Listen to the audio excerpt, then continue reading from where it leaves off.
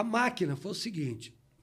Nós éramos dessa categoria aí. Infantil. Só que, de vez em quando, a equipe principal chamava 2, 3, pedia, né? Ó, me manda 2, 3 jogadores aí Para completar.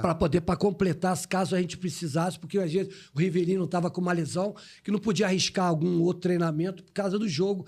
O objetivo era o jogo domingo, então não corria esse risco. O Dirceu, o Doval, né? E o Doval gostava muito de mim e o Paulo César, cara. Cabeludão, né? Forte, maromba, luta jiu-jitsu, essas paradas todas. Lutava jiu-jitsu? De carioca, sim, pô. Carioca, o caramba. Com o Maurício Lacerda, que era o preparador físico da onde? Da máquina. Entendeu? Então, cara, eu ia para... Era eu e o Kleber, era na UERJ, eu ia mesmo. Tinha contato que não podia, mas eu ia lá. A gente ia lutar. Não podia fazer, mas a gente nunca podia competir. Eu sempre fui bom de briga, não tem essa parada, não. Aí, o que aconteceu? Os caras gostavam de mim, né? E aí eles começaram a fazer força. Cadê aquele moleque cabeludo? Pô, chama o cabeludo lá para vir completar. Aí começaram a falar. Aí o Doval, pô, amanhã eu vou mandar te chamar aí porque tu tem que estar aqui. Que o Gil tá para sair. Lembra do Gil? Tava para ir pro Botafogo no troca-troca, aquelas coisas todas. E a gente quer você. E o Rivelino também, porque o Rivelino gosta de lançar a bola. O técnico quem era? Era Paulo Emílio. Paulo Emílio? Paulo Emílio. Que depois foi demitido pelo Horta. Ah, Paulo Emílio, exatamente. Aí, os caras, pô, eu chegava da seleção, era artilheiro, os caras, cadê? Não, e ele já tá aí, traz para cá. Numa dessa, o Paulo César falou assim, tu vai ficar. Aí, só que... Antes disso aí, teve um jogo com o time dele do Montenegro, que era lá do Leblon, lembra disso? Praia. Um time de praia. E o Paulo César, só que nessa agora, o Paulo César já estava lá, mas já tinha acertado com o time lá de Marseille, da França. Então, ele precisava manter a forma para quando voltasse para lá, né? Que ele já estava indo, como o Gil foi para o Botafogo. Foi depois da Copa de 74. Sim. Então ele já estava, ele iria para lá, ele não queria chegar lá mal fisicamente. Então ele marcou uns amistosos à noite, 8h30, 8 horas, na Laranjeira, com esse time. Montenegro, ele jogava, mantinha a forma, contra a gente, né? Que era, né, tipo juniores ali, sei lá o que era. O que aconteceu? Cara, eu arrebentei, eu fiz 3 gols e o PC chegou para mim, pô, Cabelo, tu continua, não. Tu tem que ficar aqui em cima, eu vou falar com o Horta. Aí o doutor Horta tava lá assistindo o jogo, né?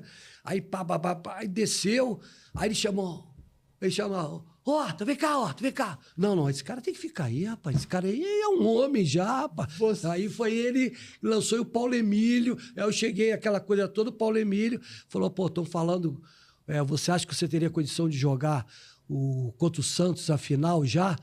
Aí eu falei, lógico que eu teria. Pô, eu vou fazer... Tu tá entendendo? Essas situações que me colocavam... E qual foi o primeiro jogo no profissional? Assim? Foi esse que eu tô falando. Eu tinha 17 anos, tá? Contra o Santos. Ele sabe dessa história. Isso em que ano? Isso, foi 77, né? 77, 77. O que aconteceu? 77, 78. Já era depois da máquina, porque a máquina foi 75, 76. Mas a máquina não tinha sido desfeita ainda. Ainda tinha Mas Doval, o Rivelino já tinha ido embora. Tinha Dirceu, tinha Bruxa, o Marinho, tinha essa turma estava lá, o Papel estava lá também, o Wendel, né? Era essa turma, Renato. Então, o que aconteceu? Aí eles falaram assim, aí o Paulo Emílio me ligou, aquela coisa toda, para ser mais breve, né? Só que senão o enredo é grande, mas o que acontece? Aí ele falou assim, aí me ligaram 8 horas da manhã, eu tinha chegado da seleção, fomos campeões no Irã, em Teherã, o Shah Reza Pahlavi estava com câncer, não podia se levantar e passou para o filho dele, na cadeira de rosa, dentro do gramado, ganhamos da Rússia, lá, campeão mundial. E eu fiz o gol de 1-0 contra a Rússia de falta. Nessa chegada, eu estava cansadão, que eu já te contei isso, eu estava cansadão em casa, dormindo, cheguei 5 horas da manhã, 8 horas, eu estava dormindo ainda. Me ligaram e falaram assim, é do Fluminense, minha mãe me acordou. O presidente do Fluminense quer falar com você. Falei, pô, levantei logo. Ô, Betinho, aí, tudo bem? Desculpa ligar aí. Você quer que vai ter o treinamento? E o Paulo Emílio aprovou, o pessoal todo quer você aqui. Você tá cansado? Eu tava cansadaço. Mas eu falei, não, tô nada, pô. Tô aqui, pô, de pé já. Que horas que é aí, chefe? Aí ele falou, não, chega aqui 3 horas, tá legal. Entendeu? Aí eu fui. Quando eu cheguei lá, eu soube que eu iria jogar. E aí o Paulo Emílio, com aquela elegância dele, né? Um gentleman, um grande professor, e chegou. E aí, menino, tudo bem? Pô, parabéns por mais uma conquista. E aí, como é que você tá? Tá legal? Tá cansado? Não, pô, tô bem. Falei, você quer jogar amanhã? Você tem condição de jogar amanhã? Numa final importantíssima para o Fluminense contra o Santos. Nós precisamos ganhar para te classificar para a final, né? Você quer... Pô, eu tô bem, sério mesmo? Pode botar, pô, eu tô dentro. Só craque naquele time. Pô, meu irmão, tô Pinti, que é isso? Pinti, Geraldo, que é aquilo, cara? Eu bati pelados com o Pinti dominava a bola aqui assim, ó. Trazia aqui e já saía com a perna esquerda aqui, rapaz. Você conviveu ali com eles naquele apartamento no Cine Veneza? É ali que eu tô falando. Eu tô falando que a concentração nossa era ali. Isso não é concentração, pô. Era uma concentração paralela. Era na Você não Lauro entendeu Miller. bem. Era na Lauro Miller. O Veneza já era... Não era concentração verdadeira, entendeu? Exatamente. Eu não sei ao fundo, mas eu já soube que tinha um apartamento ali no Cine Veneza, antigo Cine Veneza, já tá rindo, né? Que a galera se reunia ali. Veja só. Quem ia lá? É censurado? Você ia de penetra. É censurado isso? Não, veja só. Você não tinha idade para ir. Não, eu não estava habilitado ainda, né? Eu tinha 17, então eu era menor, né? Então eu só escutava as histórias. Só ouviu dizer. Só ouviu dizer. Eu, às vezes, pô, pega um mate lá pra mim. Aí eu ia lá, pegava um mate e dava pra ele. Mas mate, tava vai beber sempre mate. lá. Mate-leão, lembra o mate-leão, então? Essas coisas. Mas não tinha essa história desse apartamento lá? Que era do Geraldo, né? Cara, a gente escutou essas coisas todas aí, mas faz parte, né, do Rio de Janeiro, do sol brilhando. Parte do folclore, né? Mas tu levava o mate lá? Não, tinha mate, eles queriam mate, aquele mate de praia, aquele que vende pro cara. Olha, o mate era doce. Comprava na praia e levava lá. Olha, o cara falava na areia.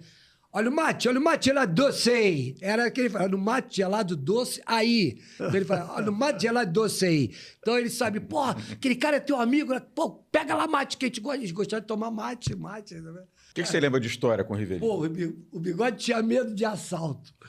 Ele tinha medo de assalto. E ele estava morando ali na Lauro Miller, só que era em cima da ponte que dava para ver o clube ali, o Guanabara, o Botafogo, era ali. E a concentração nossa era do lado do prédio dele. E eu morava na General Polidoro, quer dizer, eu indo para a direita, eu estava em casa. Aqui eu estava na concentração e o Rivelino estava aqui. E o Bigode, que era o apelido dele, ele sempre quando... Eu já estava ali, já treinando com ele, aquela coisa toda, e aí ele falava assim... ele tinha maneira, pode apertar o braço da gente...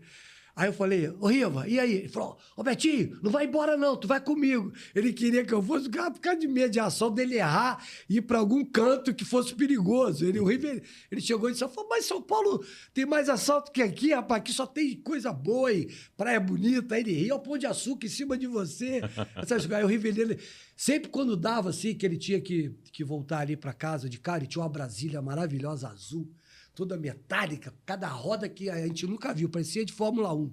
E ele adorava aquele carro. E ele ia, cara, e várias vezes eu ia com ele para poder dizer aonde que ele pegava, entrava a rua tal, não, aqui tá tranquilo. Aí eu soltava ali e ia para casa a pé. Muitas vezes... Mas você chegou a jogar com ele ou só treinou? Eu joguei alguns jogos, sim. Eu joguei alguns jogos. Alguns jogos que não eram tão importante, alguns jogos que não eram. Mas ele era um cara que orientava, ele te ajudou nesse começo? Nos treinos, no Cefam, exatamente. Nos treinos do Cefam, ele era, né, lógico, ele era ele mais depois que então que eu tenho, ele gostava muito de jogadores assim velozes e que jogassem aberto, né? Espetado, né? Por quê? Para facilitar aquela batida dele, né? E o Gil, ele falando comigo... Vai, Robertinho... E o Gil cortava muito, né? Ele fazia diagonal pra caramba, como centroavante também. Só que eu ficava mais aberto porque eu já sabia. E aí, ele gostava de treinar comigo pra caramba. E isso foi uma das coisas. Ele, o Doval, que a gente ficava sempre na praia, me levava, vou te apresentar aí, não sei o quê, posto 9, posto 7 de Palermo. Doval tem história? Tem muita história. Então, vamos lá, abre o jogo. O Doval já não está mais aqui. Que gente boa. Pô, eu aprendi, o Doval era pô. O Doval tinha uma história, eu me lembro do Doval. Ele falava enrolado, né? Falava espanhol. Aí eu falei, pô, Doval, tu tá no Rio de Janeiro há 20 anos. Ele falou, mas sabe por que que eu continuo falando assim? Porque se eu quiser dizer que eu não disse, é só dizer que ninguém me entendeu. Então ele falava enrolado de propósito, para ninguém entender o que ele queria dizer. E aí depois ele desmentiu o que tinha dito. Ah, você não entendeu o que eu falei. Eu falei, então tá bom. O Doval, cara, o Doval ele era apaixonado pela praia, pelas praias, principalmente ali em Ipanema, onde ele morava. Tinha um apartamento ali em frente, na Vieira Assunto mesmo ali. Aí, rapaz, ele adorava. Ele chegava do treino, ele ficava, falou, não vou nem em casa. Aí ele entrava, molhava os pés lá na água, ficava ali, e ele adorava. Aí daqui a pouco ele estava conversando com alguém. Aí daqui a pouco, ele estava no futevôlei. Depois do treino, ele amava. O Doval, ele amava o Rio de Janeiro. Era um negócio assim, sabe, uma pessoa que ama muito uma coisa, era obcecado pelo Rio de Janeiro. Você estava com ele ainda na época do Lança-Perfume?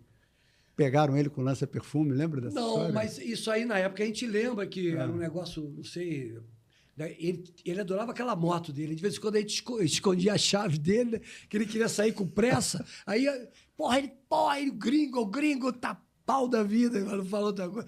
Gringo, cadê minha chave? Aí a gente pegava, pô, os caras irritavam ele pra caramba, fazia. Os caras ou você? É. Não. Eu era discípulo. Era o caçula? Eu ia só no vácuo. Ele falou, faz aqui, eu ia, entendeu?